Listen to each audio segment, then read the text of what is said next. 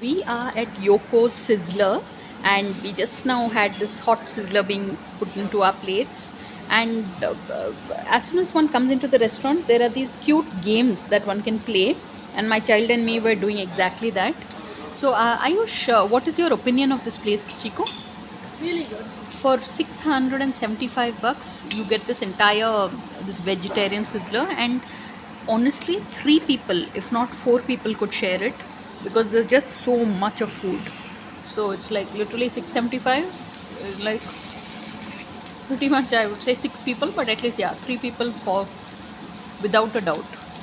Ayush, finish what's in your plate, no sweetie pie. So, and the cutest part is if you no, yeah, like if you were to follow them on Instagram, you actually avail of probably a 10% discount, right?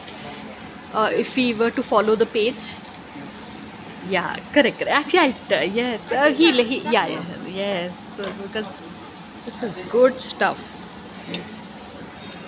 And this is some spicy sauce, which is not so spicy really, but yeah, this is how it is. So Ayush, what's on a scale of 1 to 10? My son said 9. 9 on 10.